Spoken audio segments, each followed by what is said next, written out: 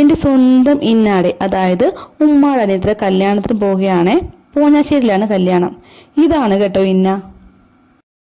ഇപ്പോൾ നിങ്ങൾ ഓർക്കുന്നത് സെക്കൻഡ് മാരേജ് ആണോ എന്നല്ലേ? അതെ, സെക്കൻഡ് മാരേജ് ആണേ. ഫസ്റ്റ് ഹസ്ബൻഡ് ക്യാൻസർ പേഷ്യൻ്റ് ആയിരുന്നേ. മരിച്ചിട്ട് കുറേ വർഷങ്ങളായി. ഇന്നാക്ക് 2 പെൺമക്കളാണ്. രണ്ടുപേരുടെ മാരേജ് കഴിഞ്ഞു, കൊച്ചുമക്കളുമായി. ഇപ്പോൾ ഇന്ന വീട്ടിൽ തനിച്ചാണ്, വേറെ ആരുമില്ല നോക്കാൻ. അപ്പോഴാണ് മക്കളൊരു കൂട്ടായിക്കോട്ടെ എന്ന് വിചാരിച്ചു ഇന്നയുടെ മാരേജ് നടത്തിയത്. പിന്നെ കൊച്ചുമക്കൾ വരെ ആയില്ലേ, ഇനി എന്തിനാ കല്യാണം കഴിക്കുന്നേ? അവിടെ അടങ്ങി ഒതുങ്ങി ജീവിച്ചാൽ പോരെ എന്നൊക്കെ പറയുന്നവർക്കുള്ള മറുപടിയാണ്. ഒറ്റപ്പെട്ട് ജീവിക്കുന്നവരുടെ ബുദ്ധിമുട്ട് അവർക്ക് മാത്രമല്ലേ അറിയുള്ളൂ. അതിങ്ങനെ പറയുന്ന നാട്ടുകാർക്കും വീട്ടുകാർക്കും ഒക്കെ അറിയാൻ പറ്റുമോ? എനിക്ക് ഭയങ്കര സന്തോഷമായിരുന്നു കേട്ടോ ഈ കല്യാണത്തിന് പോയപ്പം. കാര്യം ഇന്നാടാ ഒറ്റപ്പെടലിൽ നിന്ന് ഒരു വിരാമം ഉണ്ടാകുമല്ലോ. ഇതിനകത്ത് എടുത്തു പറയേണ്ടത് 2 മക്കളെയും അവരെ കല്യാണം കഴിച്ച മരുമക്കളുടെയും കാര്യമാണ് കേട്ടോ. അവർ 4 പേരും കൂടിയാണ് ഈ കല്യാണം വളരെ മനോഹരമായ രീതിയിൽ നടത്തിയത്. അവരുടെ സപ്പോർട്ട് കൊണ്ട് മാത്രമാണ് കേട്ടോ ഈ കല്യാണം നടന്നത്.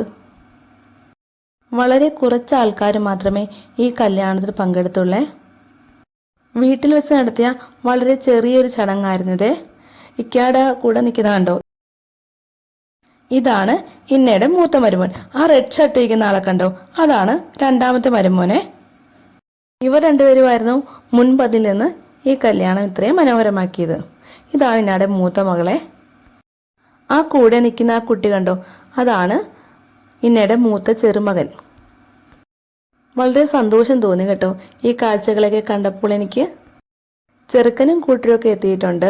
ഇനിയിപ്പോൾ പെണ്ണിനെ വിളിക്കുന്ന ചടങ്ങാണേ. ഇന്നാണ് ഞങ്ങൾ വിളിച്ചപ്പോഴത്തേക്കും വളരെ നാണത്തോടെയാണ് കേട്ടോ ഇന്ന വന്നത്.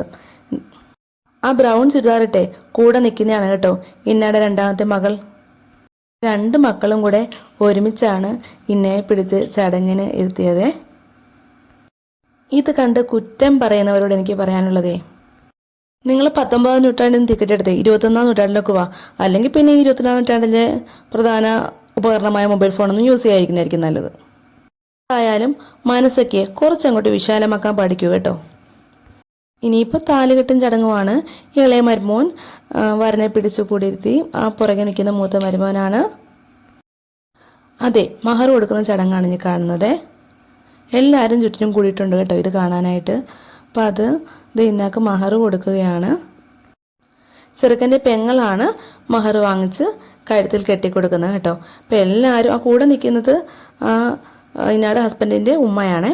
എല്ലാവരും ഭയങ്കര സന്തോഷത്തോടെയാണ് കേട്ടോ ഇത് കാണുന്നത്. വളരെ സന്തോഷത്തോടു കൂടി തന്നെ ആ ചടങ്ങുകൾ കഴിഞ്ഞിരിക്കുകയാണ്. അപ്പോൾ ഇനി ഇന്ന ഫുഡ് കഴിക്കാനായിട്ട് പോവുകയാണ്.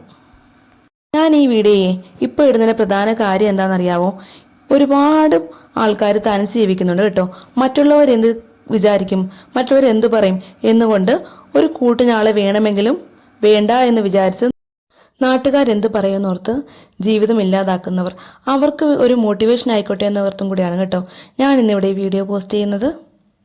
ഇതിനെക്കുറിച്ചുള്ള നിങ്ങളുടെ അഭിപ്രായമേ കമൻറ്റ് ചെയ്യാൻ മറക്കരുത് കേട്ടോ. അവർ കഴിച്ച് കഴിഞ്ഞതിന് ശേഷം ഞാനും ഫുഡ് കഴിക്കാമായിരുന്നേ. ചിക്കൻ ബിരിയാണി ആയിരുന്നു കേട്ടോ, നല്ല സൂപ്പർ ബിരിയാണി ആയിരുന്നു. ഇനി ഇന്ന ചെറുക്കൻ്റെ വീട്ടിലേക്ക് പോകുന്ന ചടങ്ങാണ്. അതിനുവേണ്ടി ഇന്ന എല്ലാത്തിലും യാത്ര പറയുകയാണ്. യാത്ര പറഞ്ഞ് സന്തോഷത്തോടെ തന്നെ വീടിന് വെളിയിലോട്ട് ഇറങ്ങുകയാണ് കേട്ടോ. മക്കളും മരുമക്കളും ചെറുമക്കളും എല്ലാവരും കൂടെ സന്തോഷത്തോടു തന്നെ ഇന്ന യാത്ര അയക്കുന്ന കാഴ്ചയാണ് ഈ കാണുന്നത്. എത്ര മനോഹരമായ നിമിഷങ്ങളല്ലേ. കൊച്ചുമോനെ വിളിച്ച് ഒരു ഉമ്മ കൊടുത്ത ശേഷം ഇന്ന പോവുകയാണ് കേട്ടോ. കല്യാണശേഷം അന്ന് വൈകിട്ട് ഇന്നാനെ കാണാനായിട്ട് ഞങ്ങളെല്ലാവരും കൂടെ ഇന്നാടെ പുതിയ വീട്ടിലും പോയിരുന്നു കേട്ടോ. അപ്പോൾ ഇന്ന സാരി മാറി അവിടുത്തെ ചടങ്ങുകൾക്കായിട്ട് റെഡിയായി നിൽക്കുകയായിരുന്നേ. അങ്ങനെ അവിടെ ഉള്ളവർക്കൊക്കെ ഞങ്ങളെയൊക്കെ പരിചയപ്പെടുത്തി. അങ്ങനെ ഞാൻ പിന്നെ ഇന്നാടെ കൂടെ ഇരുന്നു കുറച്ച് സംസാരിക്കുകയൊക്കെ ചെയ്തു കേട്ടോ.